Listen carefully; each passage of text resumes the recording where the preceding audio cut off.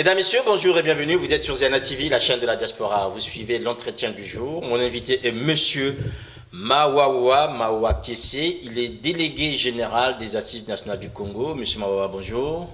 Bonjour, Monsieur Sirmakosso. Merci d'avoir répondu à notre invitation. Vous remplacez en fait au poste de délégué général, mais anciennement coordonnateur des Assises, Monsieur Jean-Luc Maleka.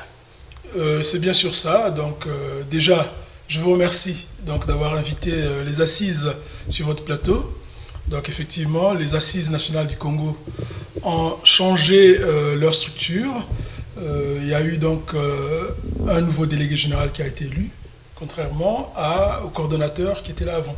Voilà. Qu'est-ce qui a fait ce changement déjà en termes d'appellation au niveau de la direction? Coordonnateur et délégué général, qu'est-ce qui change?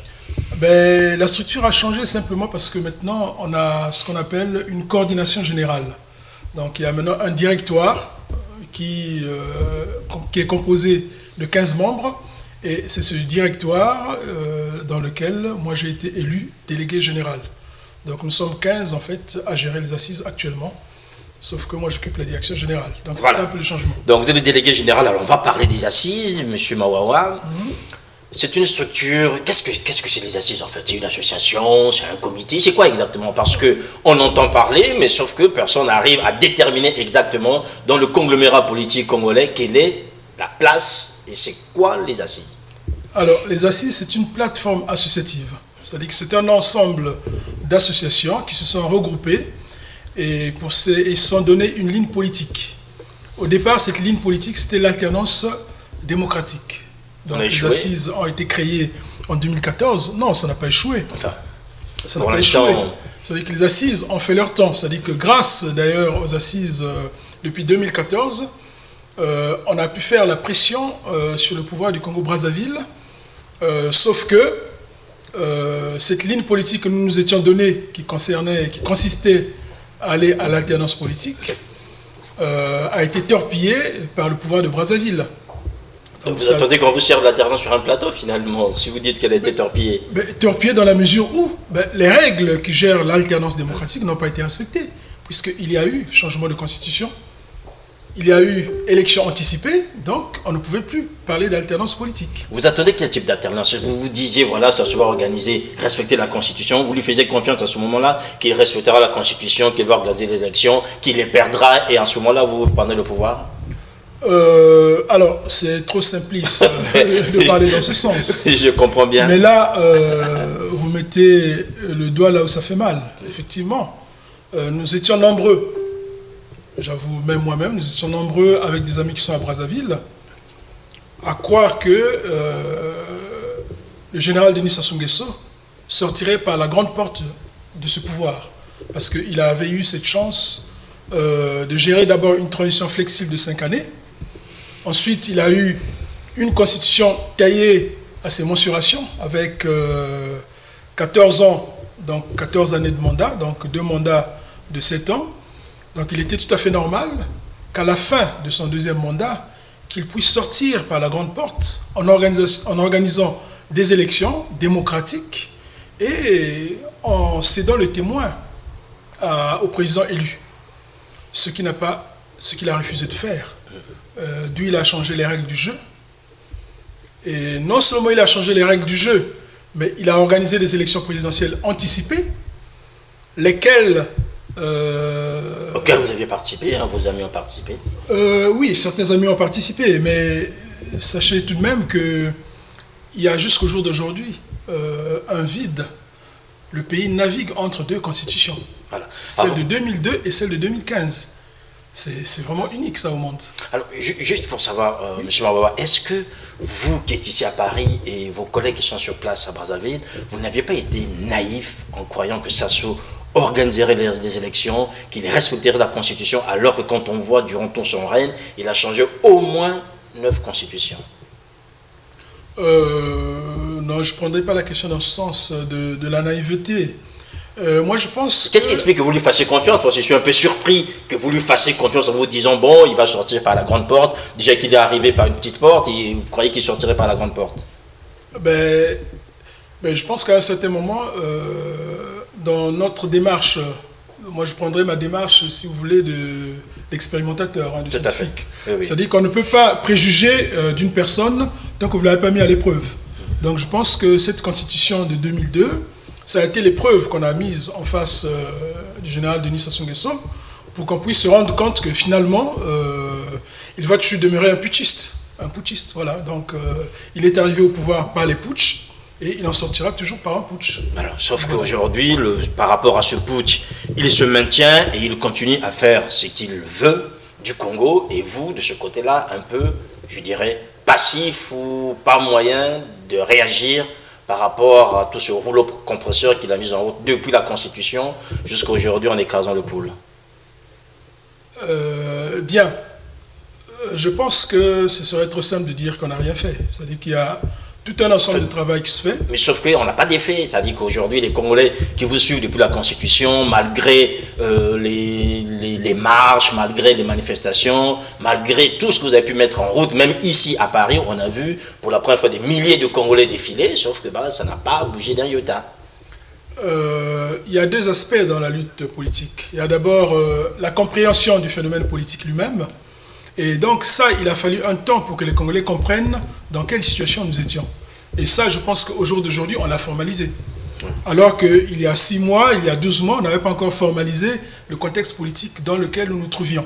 Alors aujourd'hui, vous avez formalisé, on sait très bien, on reviendra concrètement. Je vais juste terminer avec vous sur l'aspect lié aux assises. Oui. Les assises, quand elles ont été créées, on a vu qu'il y avait énormément de gens, Oui. il y avait un enthousiasme, ça a créé vraiment un élan ici et ça a fédéré beaucoup de personnes. Exactement. Or aujourd'hui, constate que les choses se sont étiolées. Le départ de Jean-Luc Maleka, on l'a évoqué en début de cet entretien, s'est fait dans des conditions plus ou moins bizarres. Aujourd'hui, les gens doutent un peu en disant, mais est-ce que les assises portent encore une vraie efficacité, je dirais, une vraie efficience dans le discours politique aujourd'hui, dans l'environnement politique congolais, notamment ici au sein de la diaspora?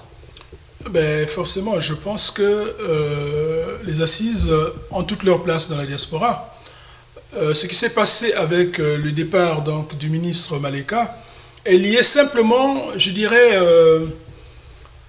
à la jeunesse des assises. C'est-à-dire que qu'est-ce qui s'est passé au sein des assises en réalité? Ce qui s'est passé, c'est que lorsque l'alternance a été mise à mal, c'est-à-dire que lorsque la ligne politique des assises a été mise à mal, mais il fallait en trouver une autre. Il fallait se dire, mais qu'est-ce qu'on fait maintenant? Et donc, c'est ce point de divergence qui a fait que certains décident d'opter soit pour le dialogue et d'autres dire que non, on ne peut pas dialoguer. On ne peut pas dialoguer avec Denis Sassou Nguesso, qui chaque fois viole les constitutions, qui toute sa vie n'a fait que le putsch. Et c'est cette ligne de démarcation, cette ligne, ce point de vue, je dirais, politique, qui a fait que le ministre Maleka, il tenait beaucoup au dialogue, et ce point de vue était minoritaire. C'est un peu comme dans les partis ici. Il y a un courant qui est minoritaire, et puis il y a un autre courant qui est majoritaire. Or, le courant majoritaire, aujourd'hui, au sein des assises, il ne reconnaît pas Sassou Nguesso comme président du Congo. Voilà, sur ce, on ne peut pas prétendre à un dialogue avec Denis Sassou Nguesso, puisqu'il a eu toutes les chances du monde. Ce n'est pas un dialogue aujourd'hui qui changera Sassou Nguesso. Donc vous nous rassurez, M. Mawa, aujourd'hui que Jean-Luc Maleka n'est pas parti du fait qu'il n'était pas du pôle ou du sud, mais tout simplement sur un plan idéologique lié en fait à son positionnement propice au dialogue avec Denis Sassou Nguesso. Ah oui, ben, la question, elle est vraiment purement idéologique. Hein. C'est une question idéologique qu'on a longuement débattue, mais sauf qu'on n'a pas eu le temps de la clarifier. Elle se situe à ce niveau-là, mais l'autre aspect que vous évoquez, non, ça n'a rien à voir. Est-ce que cette clarification est aussi dans ce que nous constatons aujourd'hui, je dirais plutôt le manque de clarification, puisqu'aujourd'hui vous n'avez pas encore fait la transition avec Jean-Luc Maleka? Est-ce que les choses vont se faire normalement? Ben, les choses se font normalement, hein. C'est-à-dire que la ligne politique qu'on a décidé aujourd'hui, c'est faire partir Sassou Nguesso par tous les moyens politiques possibles. Donc, par tous ces moyens politiques possibles, ben, ça inclut aussi ce que certains d'entre nous peuvent entrevoir, notamment le dialogue, peu importe ce qu'il est.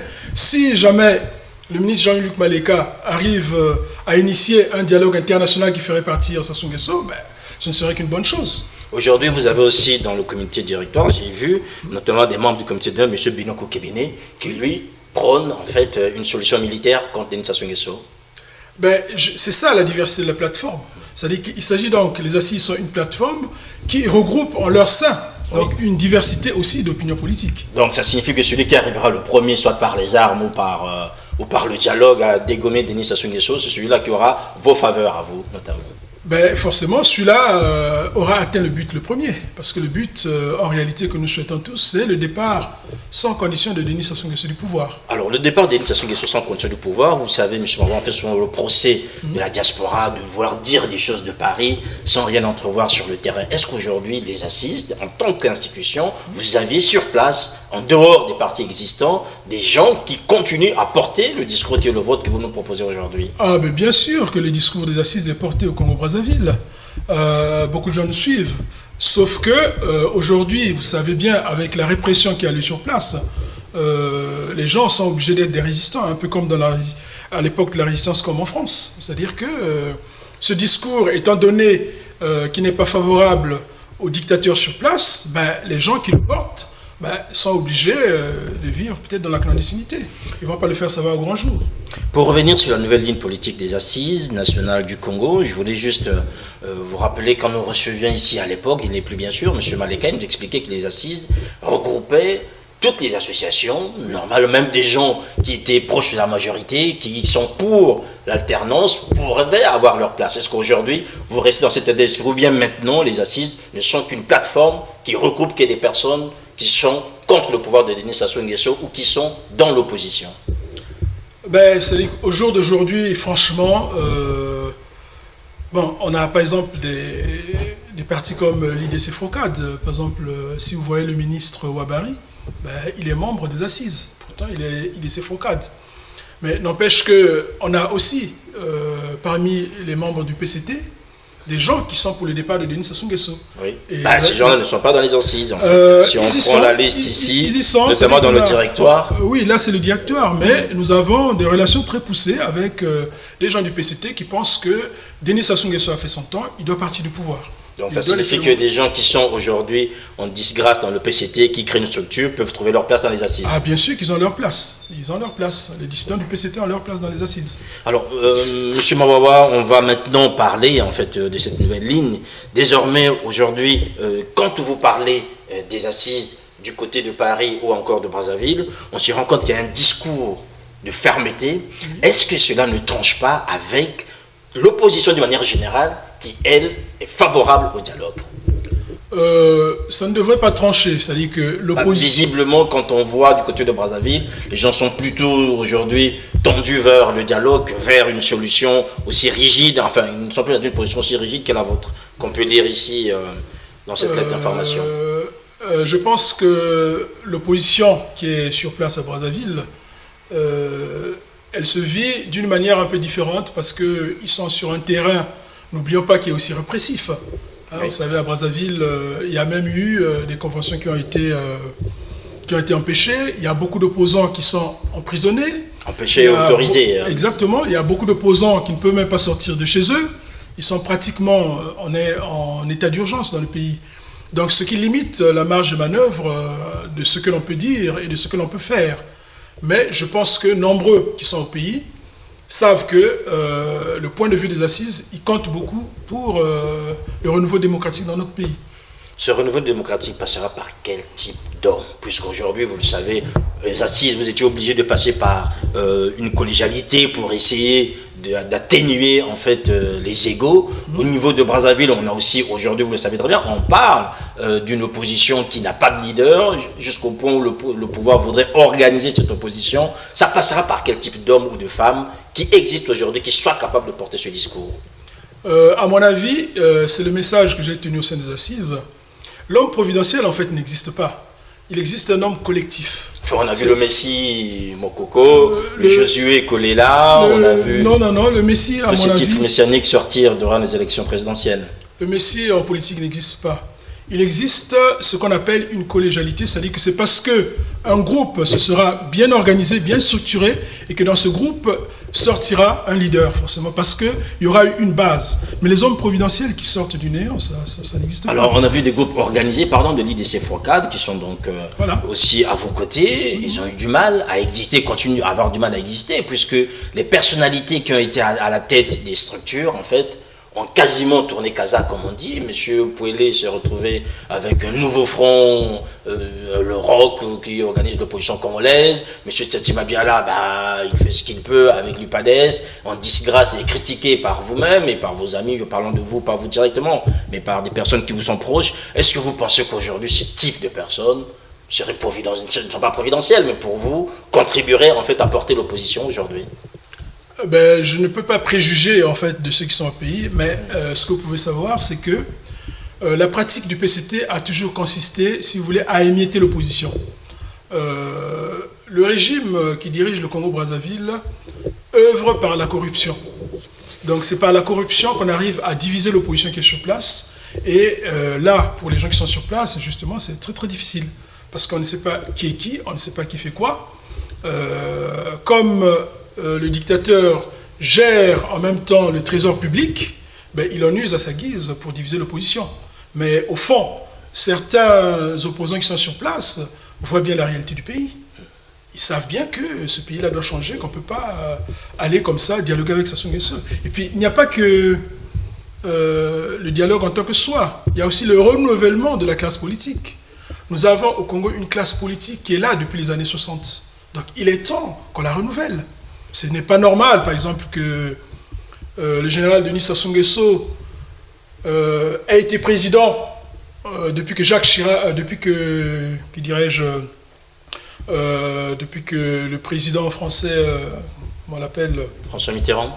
Non, pas François Mitterrand, avant François Mitterrand. Et Giscard d'Estaing? Voilà, depuis Giscard d'Estaing, Sassou Nguesso est président. Donc jusqu'à aujourd'hui, il n'y a que Sassou Nguesso. Et donc c'est cet immobilisme, c'est ce gel de la classe politique congolaise qui est le problème en réalité. Qu'est-ce que vous avez comme solution à ça? Parce qu'on vous entend très bien, mais sauf qu'on voit quand même en réalité, les gens qui le dénoncent ne se privent pas d'aller aux côtés de Denis Sassou Nguesso dès qu'il y a une valise qui est proposée, notamment des gens qui viennent ici de la diaspora. Qu'est-ce que vous avez comme solution pour renouveler cette classe politique congolaise, M. Mawawa? Alors le renouvellement est simple, c'est-à-dire que le renouvellement, il faut œuvrer pour que les solutions que nous préconisons fassent en sorte que ce régime tombe. Nous voulons renverser le régime de Denis Sassou Nguesso. Alors, renverser les... Par tous les moyens possibles. On a bien compris, sauf qu'à ce moment-là, vous ne renouvellerez rien, puisque on verra très bien qu'aujourd'hui, les gens qui portent l'opposition congolaise, c'est des gens qui étaient avec Sassou.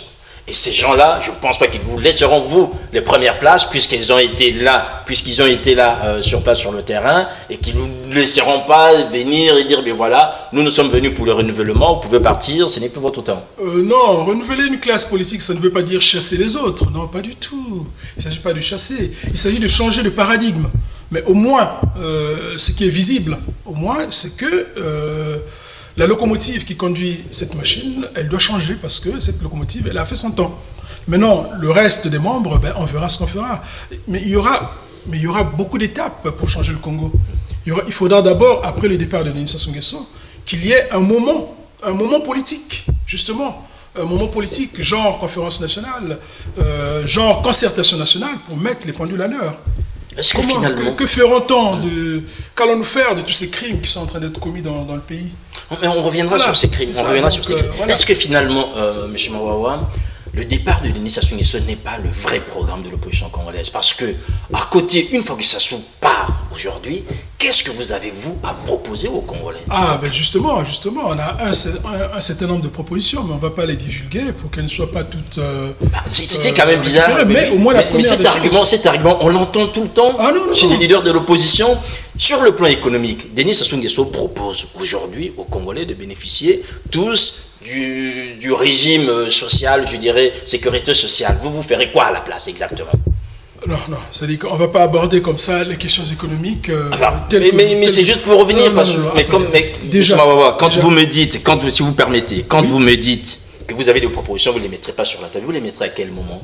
Ben, on va les mettre. Comment voulez-vous que les Congolais vous suivent que sur un seul argument, le départ de Denis Sassou Nguesso? Or, aujourd'hui, Denis Sassou Nguesso s'est toujours maintenu. Les Congolais ne vous suivent pas parce que vous les avez appelés à la marche, vous les avez appelés à des manifestations, journée ville morte, vous les avez suivis. Comment voulez-vous que Sassou parte et que vous arriviez en fait avec des propositions nouvelles alors que les Congolais ne les ont jamais entendues? Ah ben justement, c'est là où c'est intéressant.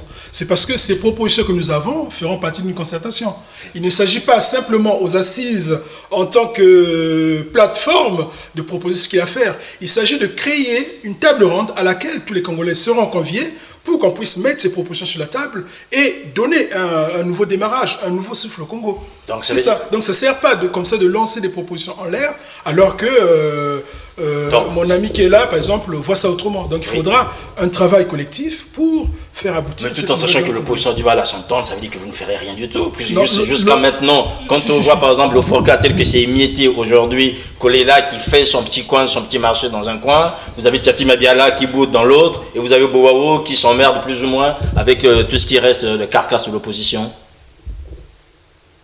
Alors, cette vue, enfin, c'est une vue qui est plus ou moins, elle est plus ou moins réelle. Non, Monsieur Kolela, aujourd'hui, vous savez très bien qu'il est en disgrâce au sein de la famille de l'opposition. Mais Monsieur Tchatima Biala, c'est pareil. Ce sont deux personnes qui portent aujourd'hui les deux plus grands partis de l'opposition. Donc, si les deux se retrouvent dans un coin, je ne vois pas comment les autres arriveront à ameuter du monde pour les accompagner dans cette prise de pouvoir, monsieur Mwawa. Alors, votre manière de caractériser l'espace politique congolais est, je dirais, isomorphe à la dictature de Denis Sassou Nguesso.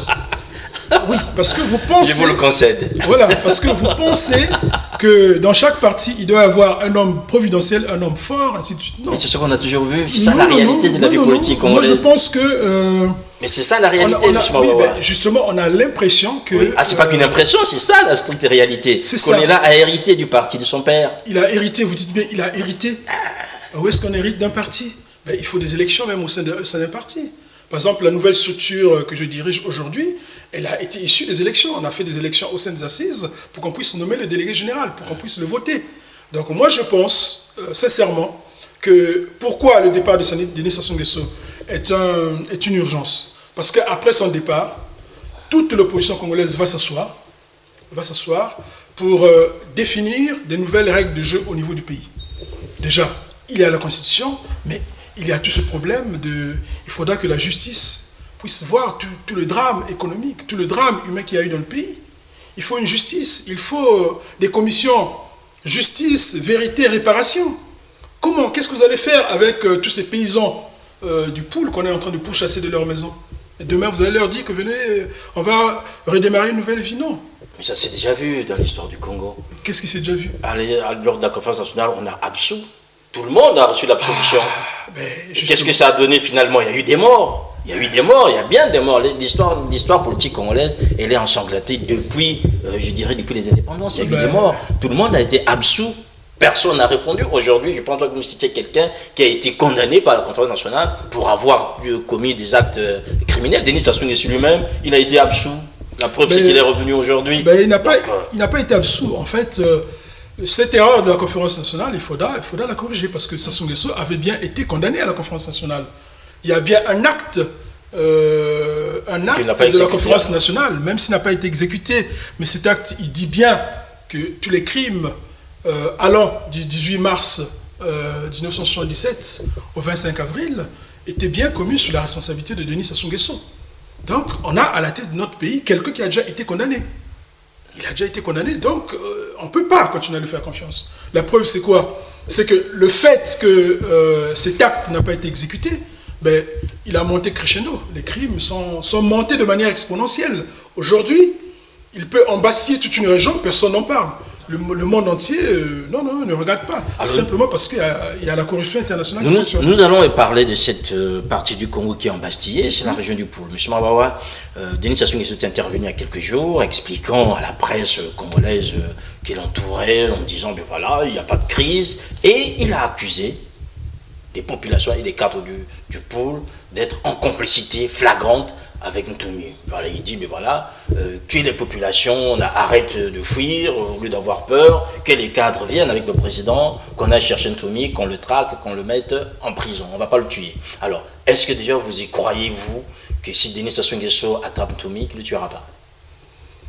Bon, je ne peux pas prédire de ce que je ne connais pas, mais vous lui avez fait confiance au départ pour ne pas changer la constitution. Est-ce que là, vous pouvez faire confiance du fait qu'il engage sa parole en disant que Ntoumi sortirait de là vivant?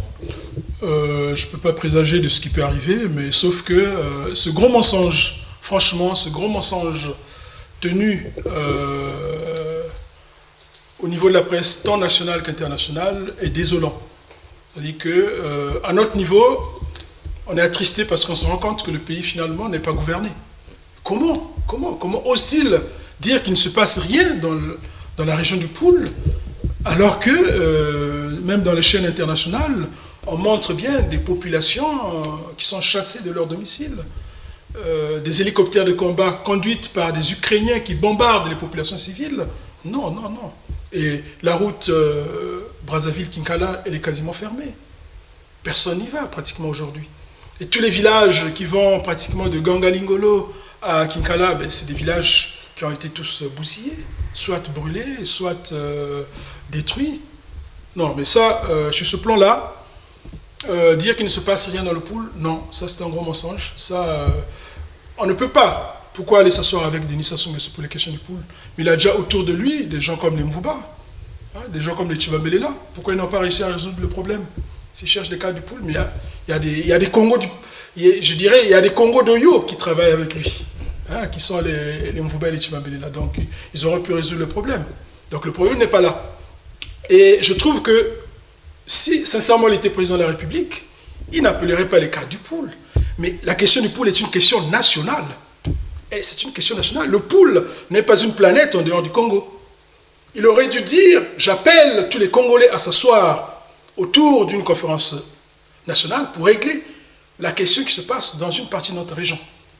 Donc le Poul, au jour d'aujourd'hui par exemple, quand vous arrivez à Brazzaville, mais les gens ont du mal à se nourrir. Pourquoi? Parce que c'est quand même par le Poul que viennent les produits vivriers qui nourrissaient les Brazzavillois. Aujourd'hui, le Poul en Bassillé, le chemin de fer ne fonctionne plus. Même la vallée d'Ignari, qui est notre poumon, ne peut plus ramener les denrées à Brazzaville. Donc c'est une question majeure nationale. Et c'est pourquoi, moi, à sa place, à la place de Denis Sassou Nguesso, j'aurais dû dire, écoutez, convoquons une table ronde nationale, une conférence nationale, sous l'égide de la communauté internationale, pour s'asseoir au chevet du Poul. Et la complicité que Ntoumi bénéficierait de la part des populations et des cadres du Poul? Ça, je pense que Ntoumi, pour ceux qui en parlent, même si hier, il était ministre de Sassou Nguesso, mais je pense qu'aujourd'hui, il a emporté cette casquette, je pense, de résistant, qui est la sienne, et c'est par rapport à ça qu'il se bat. Donc, je n'ai pas d'a priori à faire là-dessus, d'autant plus que tout ce qui se passe dans le terrain est complexe. Donc, je ne me vois pas l'évoquer ici sur un plateau. Est-ce qu'aujourd'hui, vous, aux assises, vous soutenez en fait le travail de résistance, puisque vous payez, puisque vous appelez Ntoumi résistant, le travail de résistance que fait Ntoumi dans le Poul? Mais si son travail peut contribuer au départ de Denis Sassou Nguesso, ce serait une voie de salut aussi. Donc vous le soutenez? Je ne dis pas que soutenir si vous voulez qu'il arrive à des résultats qui vous satisfassent, donc ça signifie que vous le soutenez quelque part. La connexion n'est pas aussi logique comme vous le dites. C'est-à-dire que soutenir quelqu'un, ça veut dire que vous êtes avec lui, vous travaillez avec lui, ainsi de suite. Mais ça peut aussi être un soutien. Il mène une démarche. Oui. Si sa démarche consiste. C'est une démarche que vous approuvez, voilà. Si vous voulez qu'on change de sémantique. Donc c'est une démarche que vous approuvez, par exemple, du fait aujourd'hui qu'il soit en résistance. C'est une démarche que nous observons de très près. Voilà. Et que vous n'approuvez pas alors. Nous l'observons de très près, pas que nous approuvons pas. Donc en tant qu'observateur passif. Donc aujourd'hui, vous n'encouragerez pas Ntoumi en fait à continuer dans ce combat-là, ou bien vous estimez que le peuple du Poul a tellement souffert qu'il faudrait peut-être arrêter lui de son côté en attendant que Sassou s'efface du sien?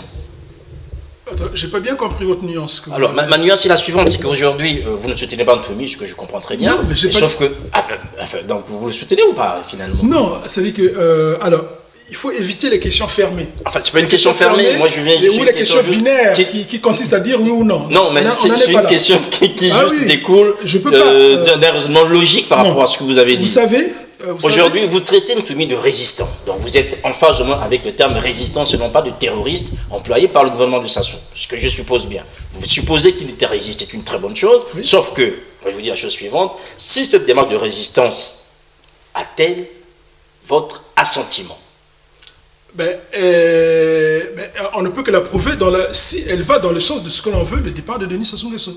Voilà, il faut qu'elle aille dans ce sens que cette résistance puisse nous permettre à ce que Sassou Nguesso s'en aille. Quelles que soient les conséquences au niveau des populations, au niveau matériel, par rapport à l'économie nationale. Mais écoutez, moi je pense que les conséquences que subissent les populations aujourd'hui ne viennent pas de Ntoumi. Les conséquences que subissent les populations aujourd'hui viennent de Denis Sassou Nguesso lui-même et de son pouvoir. Et ils viennent de ces mercenaires, parce que ne nous cachons pas les choses. On sait beaucoup de choses sur la situation du pool, que les gens n'osent pas vous dire. En réalité, si vous avez des la guerre du pool, c'est une guerre d'extermination et de substitution de population. Dans quel sens? Sassou Nguesso veut faire partir tous les Congos et Téké qui vivent du pool pour les substituer par d'autres populations. Donc c'est le fameux plan Mouébara que vous ne voulez pas évoquer concrètement, puisque ça a déjà apparu dans certaines publications qu'on a pu voir ici, là. Donc aujourd'hui, vous estimez que nous sommes là dans une démarche d'extermination. D'extermination et de substitution de population. Voilà, c'est ça. Et là, la communauté internationale ne veut pas le connaître, mais c'est grave. Il s'agit là d'un génocide. C'est quand même des propos très graves que vous tenez là en tant que responsable politique. Oui, je suis obligé de le dire. On est là dans quand même quelque chose qui nous rappelle le Rwanda, qui rappelle... oui, ce qui se passe dans le pool. Des choses comme ça. Je suis obligé d'en parler puisque je l'ai vécu moi-même. J'ai fait la forêt en 98. J'ai fait la forêt, j'ai été en forêt. Donc j'ai vu comment ça se passait. Et comme il y a eu de l'inachevé en 98, de 98 à 2002, il a fallu qu'il revienne au chevet. Quelle porte de sortie aux assises, est-ce que vous entrevoyez une porte de sortie par rapport à cette crise? Ah oui, la porte de sortie, elle existe. La porte de sortie, elle viendra en 100 ans. Elle existe. Donc pour l'instant, on peut continuer sur le statu quo en fait. On peut continuer comme ça. Vous, aux assises, vous avez une solution, sauf que vous la gardez pour vous, en attendant que des gens puissent continuer à périr dans la forêt. Ça ne veut pas dire qu'on a une solution qu'on garde. Mais nous sommes en train de travailler. Aujourd'hui, ça ne sert pas toujours de pleurer sur le pool. C'est aussi, en tant que fils du pool, en tant que Congolais, d'entrevoir une porte de sortie en disant, mais voilà, Sassou, soit il arrête la guerre, comme a dit ici monsieur Ouabary, ou bien, ça continue comme ça en attendant que le bon Dieu puisse intervenir, peut-être. Mais on peut rien demander à Sassou Nguesso, qu'il arrête la guerre. Déjà, on ne le reconnaît pas comme président, parce que dans quel pays du monde vous avez vu un président imposer une guerre à ses propres populations? Mais c'est un récidiviste. Ce qu'on voit dans le pool à grande échelle a déjà existé. On l'a vu à Ouando, lorsqu'il a fait la traque d'Anga. À Ouando, à Ikonongo, c'est des villages entiers qui avaient été rasés. C'est des populations entières. Je pense même qu'à l'époque, il avait bénéficié des concours internationaux pour traquer Anga dans les forêts. C'est pas normal qu'on ait comme ça un bourreau... un sanguinaire, voilà, tous les mots peuvent y passer. Sur le plan économique, le pool, aujourd'hui vous avez évoqué, le Grand Niari n'arrive plus à faire vivre Brazzaville. C'est ça. Et le pool ne produit plus grand-chose puisqu'on ne peut plus s'y déployer d'une manière, je dirais, pacifique. Est-ce que vous pensez que cette situation vient empirer déjà la crise que connaît le Congo, notamment dans le domaine pétrolier? Ça ne peut qu'empirer, puisque, justement, s'il faut parler du pétrole, à cause du pétrole, le pouvoir de Brazzaville a fait en sorte que les Congolais ne puissent pas entreprendre. C'est-à-dire qu'on avait peur de laisser aux Congolais la possibilité d'entreprendre, parce qu'un Congolais qui serait un self-made man, qui aurait ses entreprises à lui, donc qui aurait une marge économique assez large, serait susceptible de déstabiliser le pouvoir. D'où le fait que même lorsqu'il faut donner des crédits, le pouvoir de Brazzaville le donne à des étrangers. Et c'est les étrangers qui viennent s'enrichir au Congo-Brazzaville, alors que les Congolais entreprenants, on ne leur donne rien, on leur empêche d'entreprendre. Voilà. Surtout lorsqu'ils ne sont pas de mèche avec le pouvoir, on vous empêche d'entreprendre. Donc la situation économique du pays, moi je pense qu'au Congo, il n'y a pas un entrepreneuriat local organisé. Parce que le pouvoir n'en veut pas. Le pouvoir n'en veut pas. Il n'en veut pas. Aujourd'hui, qu'est-ce que vous avez, vous, en fait, notamment sur, on reste d'abord sur l'économie, parce qu'on se rend bien compte que si les Congolais n'arrivent pas à entreprendre, si les Congolais n'arrivent pas à donner de la valeur ajoutée aux matières premières qui sont sur place, c'est parce qu'il manque en fait cet esprit d'entreprise. Est-ce que vous, aux assises, vous avez aujourd'hui des pistes à proposer pour qu'on puisse sortir de la mouise? Parce que cette situation, je ne pense pas qu'elle puisse satisfaire tout le monde. Non, ne dites pas que les Congolais n'ont pas l'esprit d'entreprise, parce que moi-même qui vous parle, j'ai été entrepreneur au Congo, je le suis toujours. C'est-à-dire que c'est le système d'État qui n'est pas à la hauteur de l'entrepreneuriat. Pourquoi? Parce qu'il y a une bureaucratisation à outrance de l'État congolais. Même le Congolais, même lambda, voit mal un entrepreneur congolais. Hein, c'est pas vraiment dans les coutumes. La preuve, c'est que j'ai vu qu'ils veulent changer au niveau du Parlement ou du Sénat les règles de création de l'entreprise. Je me souviens à l'époque du président Pascal Lissouba pendant son mandat, c'est nous qui avons initié le guichet unique. Il fallait qu'il y ait un guichet unique qui permette aux entrepreneurs de venir, de créer leur entreprise. Bon, bien sûr qu'on a eu le guichet unique, mais l'économique n'en suivait pas. Parce que l'État du Congo a beaucoup d'argent. Si tout cet argent avait été réinvesti localement, mais il y aurait plein d'entreprises. Il y a beaucoup de Congolais qui peuvent entreprendre au Congo. Parlons des prisonniers politiques maintenant. On a vu des images assez atroces. M. Kalakala qui avait été kidnappé et puis quasiment abandonné comme mort au bord du CHU. Quelles sont les informations que vous disposez aujourd'hui par rapport aux arrestations arbitraires ou légales? Bon, je pense que l'histoire de Kalakala a été, si vous voulez, la goutte d'eau qui a fait déborder le vase, qui nous a fait comprendre qu'il se passait une réalité atroce dans le pays. Donc ça, c'est ce qu'on a vu Kalakala. Mais est-ce que nous connaissons tous ces disparus, tous ceux qui ont disparu, tous ceux qu'on arrête aujourd'hui à Bakongo, Makelekele, qui disparaissent, dont les parents n'ont pas de suite? Donc nous sommes là devant un État policier qui emprisonne, qui torture, qui tue qui il veut, quand il veut, où il veut. Donc je pense que la situation est très très dramatique. Une situation dramatique, mais si vous avez aujourd'hui des cas concrets qui vous reviennent, vous, parce que je suppose que de votre côté, vous collectez des informations, des dernières arrestations en dehors des plus célèbres que nous connaissons, Mokoko et consorts. Bien sûr qu'en dehors des plus célèbres que vous citez, il y a beaucoup de jeunes qui se font arrêter dans la ville de Brazzaville, qui sont dans les prisons ou bien qui sont disparus parce que les parents n'ont pas de suite. Hein. Voilà, ça on le sait. D'accord. Est-ce que vous avez des démarches particulières, vous, par rapport à ces questions-là? Ces démarches particulières, on essaie de les traiter avec certains organismes internationaux pour qu'ils puissent voir quand même cette situation du Congo-Brazzaville. C'est quand même inadmissible qu'un pays comme le Congo, qui fait partie des Nations Unies, et qui s'y passe une situation des droits de l'homme assez inquiétante, et que tous ces organismes onusiens qui s'occupent des droits de l'homme ne s'y intéressent pas. Voilà, donc des démarches sont faites à ce niveau-là. Les démarches faites à ce niveau-là, vous savez aussi qu'il y a eu une démarche faite du côté de Brazzaville par une jeune ministre, Destiné Doukaga, qui voudrait que le Congo sorte de la CPI. Ouais, bon... c'est démarche contre démarche, hein, maintenant, après on va voir laquelle... C'est démarche contre démarche, je ne sais pas quel est l'intérêt d'une telle démarche, que le Congo sorte de la CPI. Si franchement le pouvoir actuel de Brazzaville ne se reprochait de rien, je ne vois pas pourquoi il mènerait une telle démarche. Moi je pense que ce n'est même pas la ministre qui a mené cette démarche. Elle lui a été insufflée pour le plaisir du monarque qui dirige.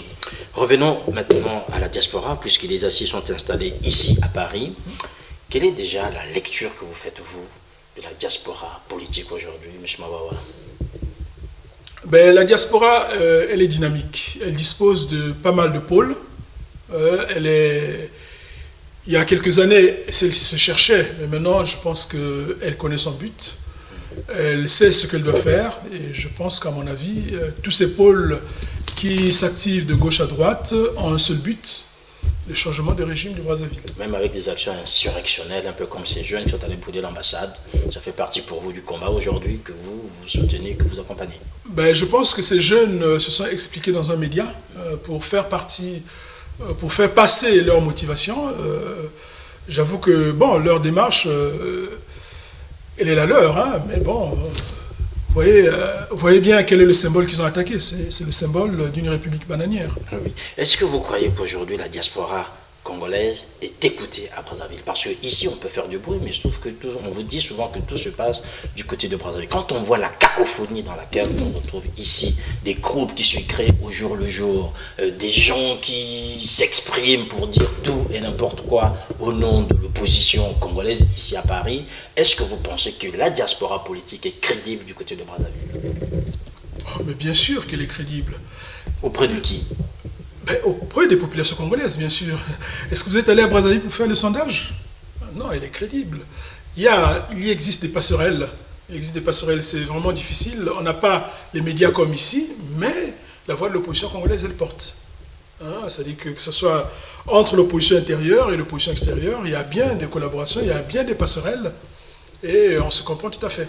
Aujourd'hui, quand on voit les familles de l'opposition congolaise ici, on a du mal à décerner une figure qui se démarque, en fait, notamment en termes de leadership. Je reviens sur cette expression parce que on reproche à l'opposition congolaise de ne pas avoir de leader. Est-ce que vous pensez qu'ici, au sein de la diaspora, il y a des hommes et des femmes qui se distinguent, qui pourraient porter ce combat-là, si demain, comme vous le voulez, ça se parte? Je pense qu'à mon avis, dans la diaspora, il existe beaucoup de têtes. Hein. Il y a beaucoup de têtes qui portent le combat sur leurs épaules. Et ça ne peut... Mais comment voulez-vous que ce soit le combat d'une seule personne? C'est impossible. Il y a toute une équipe. Sauf qu'on élit qu'une seule personne. Ça, non, c'est pas un une peu seule ça, personne. Ça ne peut pas être le combat d'une seule personne. Voyez-vous, par exemple, je vais vous donner un exemple d'actualité. Avec les primaires, par exemple, qui se passent ici en France à la droite, on voit bien 7 candidats. C'est parce que toutes ces 7 personnes, elles portent le combat de la droite. C'est pour cela qu'elles sont aux primaires. Donc, ce n'est pas, à mon avis, ce n'est pas un frein, ce n'est pas une mauvaise chose qu'il y ait dans la diaspora une multiplicité de leaders qui essaient de porter le combat. Est-ce que vous comprenez la démarche du pouvoir de proposer un chef de file de l'opposition, puisque cela est passé au dernier Conseil des ministres, où on a proposé qu'il y ait quelqu'un qui est plus député, qui représente en fait l'opposition politique et responsable? On revient au monopartisme, justement. C'est-à-dire que sous le vocable de démocratie, M. Sassou Nguesso est en train de gérer, si vous voulez, la dictature. C'est-à-dire qu'il revient aux années de plomb d'avant la démocratie. Un chef de l'opposition, ça ne se décrète pas. Et pourtant, personne ne le conteste à Brazzaville. Hein? Parmi vos amis, notamment Frocad, IDC, personne ne s'est levé pour dire, mais voilà, cette proposition ne l'enveloppe pas, puisqu'il y a quand même à côté des gains importants, avec tous les avantages qui peuvent accompagner ce type de fonction. Oui, mais... Est-ce que vous condamnez, vous aux assises, est-ce que vous condamnez, déjà, ou bien vous approuvez en fait cette démarche liée à l'organisation de l'opposition avec un chef de file voulu par le pouvoir? La première chose, c'est que cette organisation de l'opposition, elle découle de quoi? Elle découle de la Constitution d'octobre 2015, pardon, oui. Qui a été validée le 6 novembre 2015. Déjà, nous rejetons cette Constitution. Donc, tout ce qui va découler, si vous voulez, de cette Constitution, donc cette opposition unique, nous ne pouvons que le rejeter. Donc, ça signifie que vous allez rejeter tous les candidats que l'opposition présentera lors des législatives qui vont arriver d'ici là? Justement, le travail qu'il est en train de faire, si c'est pour arriver aux législatives, c'est nul et non avenu.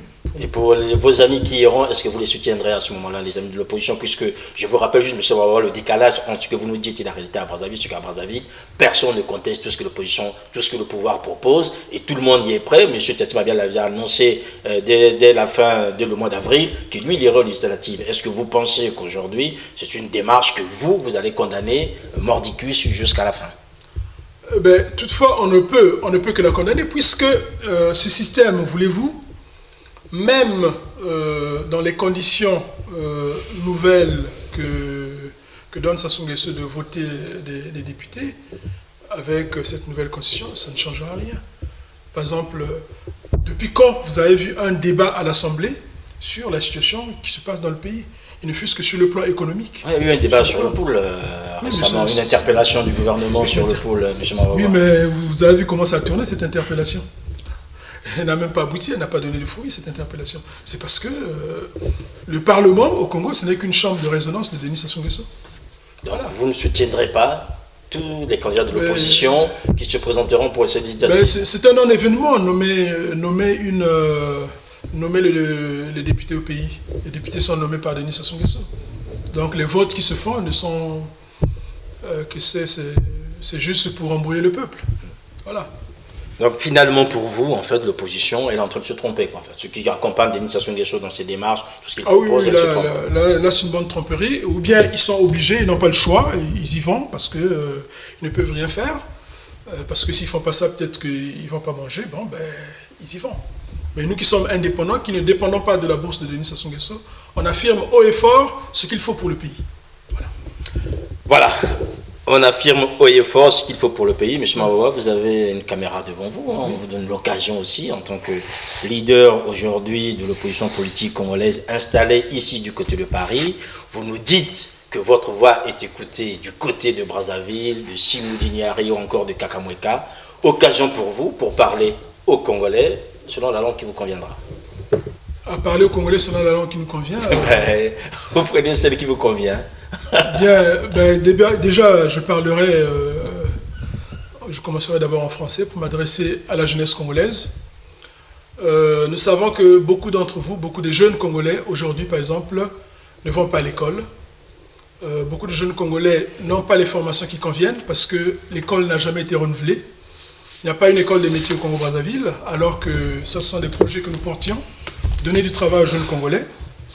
Et autre chose, c'est que du point de vue du travail, du point de vue des entreprises, on ne peut pas accepter qu'un pays se construise par les étrangers. Par exemple, on nous amène plein d'entreprises étrangères alors que la main-d'œuvre locale existe, qui aurait pu contribuer aux travaux, aux infrastructures. Donc, ce que nous souhaitons pour la jeunesse, c'est engager la jeunesse congolaise vers l'entrepreneuriat, engager la jeunesse congolaise vers des formations qualifiantes, mais qui seraient données par des Congolais, parce qu'elles existent. Mais aussi, faire en sorte que, ça nous l'avions dit quand nous étions au FESPAM, en 2013, je sais que nous avons participé au FESPAM, et dans notre allocution, nous avons observé un peu la disposition géographique du pays. Depuis les indépendances, les Congolais ne se sont jamais assis pour voir comment ils vont construire le pays. Récemment, le gouvernement en place a organisé ce qu'on appelait des municipalisations accélérées. Ces municipalisations accélérées, elles n'ont même pas apporté du travail aux Congolais. Nous, ce que nous proposerons à l'avenir, c'est de changer complètement la carte du Congo. C'est-à-dire qu'en créant des pôles de décentralisation partout dans le pays, en créant des écoles de formation, pas en faisant comme le fait ne pas faire comme le fait actuellement le système en place. Celui de créer une fracture entre certains départements et d'autres, alors qu'il faut aller de manière homogène à ce que le pays se développe. Par exemple, on peut constater que tout le nord du pays, économiquement parlant, n'a pas suffisamment d'infrastructures en dehors du pôle d'Oyo. Donc tout ça, il faut homogénéiser. Aujourd'hui, par exemple, dans Brazzaville, c'est une ville complètement saturée. Pourquoi on ne pourrait pas s'organiser de telle sorte qu'il y ait un développement économique homogène à l'intérieur de toutes les régions du pays? Donc voilà un peu, c'est pas suffisant. Mais sur le plan politique, nous continuons à travailler. Il faut que l'opposition qui est sur place sache qu'ils sont à l'intérieur, nous sommes à l'extérieur, et que nous devons ensemble tenir ce défi du changement de paradigme politique, parce que c'est de ça qu'il faut. Il faut que le paradigme politique change. Ça veut dire qu'ils doivent travailler, ils doivent œuvrer pour que Denis Sassou Nguesso parte du pouvoir. Et après que Denis Sassou Nguesso partira du pouvoir, nous allons créer une concertation de toutes les forces vives politiques. Et il faudra qu'il y ait une commission vérité, justice, réconciliation, réparation. Parce que ce pays a trop souffert. Il y a beaucoup de gens qui sont meurtris dans ce pays. On ne pourra pas passer pieds joints du système de Sassou Nguesso sans qu'il y ait vraiment une réconciliation nationale qui passerait par la justice, la réparation et la vérité par rapport aux crimes économiques d'une part et aux crimes humains d'autre part. Donc voilà un peu en résumé. Et les assises sont là pour accompagner le changement. Les assises, c'est bien sûr une plateforme composé de plusieurs associations sur la place de Paris, au sein du pays. Et toute cette diversité, si vous voulez, de points de vue politiques, œuvrent ensemble pour faire en sorte que le Congo puisse changer. Monsieur Mawawa, je veux juste rappeler aux gens qui nous écoutent que vous êtes entrepreneur en même temps. Les gens voient sur notre plateau de la littérature. Vous pouvez rapidement présenter la dernière lettre du poule que vous avez à vos côtés et puis toute la littérature que nous avons sur ce plateau. Oui, c'est-à-dire que j'anime effectivement les éditions Paris, c'est-à-dire que la panafricaine revue de l'innovation. Et dans ce cadre, donc, nous avons un promoteur qui est donc Guy Makessi, qui édite la lettre du poule. Qui est juste montrer comme ça nos cocos. Voilà, donc la lettre du poule, elle est. C'est le dernier numéro. Voilà, ça c'est le dernier numéro, justement, qui parle un peu, qui a fait un dossier sur tout ce qui se passe dans le poule, notamment. Voilà.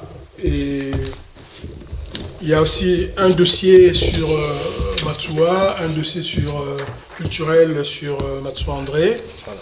Et donc les gens peuvent la voir ici à Paris ou bien même au Congo. Voilà. Et puis il y a aussi la lettre d'information des assises. Maintenant, alors donc justement, donc le travail des assises, justement, avant nous ne communiquions pas assez et nous avions décidé qu'à partir de maintenant, avec la nouvelle ligne politique, les assises doivent communiquer. D'où donc cette lettre qui paraîtra au minimum tous les 15 jours, sinon une fois par mois, pour donc, informer les gens, les travaux que nous faisons, tout ce que nous faisons. Si les gens veulent l'obtenir, qu'est-ce qu'on fait, M. Mawawa? Cette lettre, c'est une lettre qui est gratuite sur Internet. Hein, oui. Donc, on peut retrouver sur le site des assises, je ne sais pas si... Voilà, sur le site des assises, elle va figurer, ainsi que sur d'autres sites, ainsi que sur Facebook. Voilà, donc c'est à tout le monde et chacun peut s'en procurer son... Voilà, exactement. Donc vous avez un dernier papier entre vous-même, M. Mawawa, donc c'est cet appel voilà. Sur ce national des assises, en fait. Exactement, donc nous avons qualifié la situation qui se passe au Congo-Brazzaville, donc d'un terrorisme d'État. Hein, ce concept de terrorisme d'État, pourquoi nous l'avons sorti? Parce que justement le gouvernement du Congo a eu à utiliser un terme, il a voulu coller à l'actualité internationale pour caractériser ce qui se passait dans le pool, comme quoi il y avait des terrorismes. Non, c'est grave. Il y a au Congo un terrorisme d'État. Dès lors qu'un gouvernement fait appel à des mercenaires étrangers pour venir tuer son propre peuple, on appelle cela du terrorisme d'État. Et nous nous insurgeons contre le terrorisme d'État qui est géré par le général Denis Sassou Nguesso. Et qui est même sorti des lignes de ce qu'on attend d'un militaire. Parce que généralement, un militaire est formé pour défendre sa patrie, pour défendre ses populations. Mais chez nous, le militaire porte la mort, porte le deuil à ses propres citoyens. Et c'est grave. Voilà, c'est sur ce ton grave qu'on va se quitter. M. Mawawa, merci. Tout le plaisir a été pour moi. Tout le plaisir pour moi et pour Ziana TV que cette activité puisse continuer parce qu'on a besoin d'informations, contrairement à ce qu'on voit sur la télé Congo à Brazzaville. Voilà, merci. Nous continuerons à faire le job, comme on le dit. Merci à Nokukumunga Koso qui a réalisé cette émission. Merci à vous aussi, hein, toujours aussi nombreux à attendre ce moment. Je vous rappelle donc que mon invité était M. Mawawa Makessi, qui est délégué général des Assises nationales du Congo. Portez-vous bien et à la prochaine fois. Au revoir. Au revoir et merci infiniment. Longue vie à Ziana TV.